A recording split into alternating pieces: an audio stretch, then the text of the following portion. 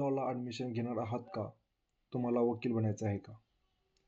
MH-CET law 3 years किंवा 5 years करायचा विचार करत आहात का? मग हा व्हिडिओ शेवटपर्यंत नक्की पहा. कारण आज मी तुम्हाला अशा 6 चुका सांगणार आहे ज्या केल्या तर तुमचं लॉ ॲडमिशन हातातून जाऊ शकतं. नमस्कार दोस्तांनो, तुम्ही पाहत आहात न्याय देणारी माहिती. सर्वात महत्त्वाची आणि पहिली चूक म्हणजे पात्रता न तपासता अर्ज भरणे. पहिली आणि सगळ्यात मोठी चूक म्हणजे पात्रता न तपासता अर्ज भरणे. बरेच विद्यार्थी टक्केवारी न पाहता थेट CETचा फॉर्म भरतात.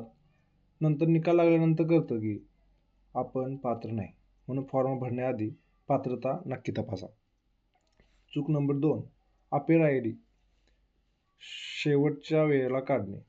दुसरी मोठी चूक म्हणजे अपेअर ID शेवटच्या दिवशी काढणे. अपेअर ID ही जी DG वरून काढावी लागते आणि कधी ती तयार व्हायला वेळ लागतो. लास्ट डेटला फॉर्म भरायचं असं म्हणतात खूप जण, पण त्यावेळी ही लॉग इन होत नाही आणि ही ID आपल्याला मिळत नाही. त्यामुळे ॲडमिशन न होण्याचा धोका असू शकतो. चूक नंबर 3, फोटो व आपली सही चुकीच्या साईजमध्ये. तिसरी चूक म्हणजे फोटो आणि सही चुकीच्या साईजमध्ये अपलोड करणे. अर्जामध्ये दिलेल्या अटी व नियम फॉलो केला नाही तर तुमचा अर्ज रिजेक्ट होऊ शकतो.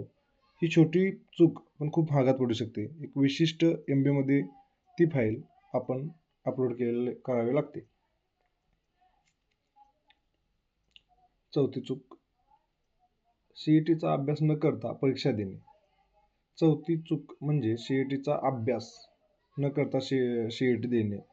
लॉ CET ही फक्त GKची परीक्षा नाही, त्याच्यात लिगल ॲप्टिट्यूड आणि लिगल रिझनिंग खूप महत्त्वाचे असतात. योग्य अभ्यासाशिवाय चांगला स्कोर येत नाही. चूक नंबर 5, कॅप राऊंड. कॅप राऊंडला गांभीर्याने घेणे. पाचवी मोठी चूक म्हणजे कॅप राऊंड हलक्यात घेणे, ऑप्शन फॉर्म चुकीचा भरणे किंवा कॉलेज योग्य क्रमाने टाकले नाहीत तर चांगलं कॉलेज मिळत नाही. कॅप राऊंड म्हणजे ॲडमिशनचे खरे युद्ध असतं. चूक नंबर 6, कॉलेजची माहिती न घेता सिलेक्शन घेणे. सहावी मोठी चूक म्हणजे कॉलेजची माहिती न घेता ॲडमिशन घेणे. कॉलेजला शासकीय मान्यता आहे का, प्राध्यापक कसे आहेत, रिझल्ट कसा येतो कॉलेजचा, हे तपासणे खूप गरजेचं असतं. नाहीतर नंतर पश्चाताप होतो. माझ्याकडून बोनस टिप्स, डॉक्युमेंट व्हेरिफिकेशन. 7वी आणि सगळ्यात मोठी चूक, डॉक्युमेंट व्हेरिफिकेशनला उशीर करणे. एखादा जरी कागद कमी असेल किंवा वेळेत जमा नाही केला तर ॲडमिशन कॅन्सल होऊ शकतं. म्हणून सगळी कागदपत्र आधीच तयार करून ठेवा. मित्रांनो, या 7 चुका टाळल्या तर तुमचं लॉचं ॲडमिशन नक्की होईल. हा व्हिडिओ उपयोगी वाटत असेल तर लाईक करा, शेअर करा आणि चॅनल सबस्क्राईब करा.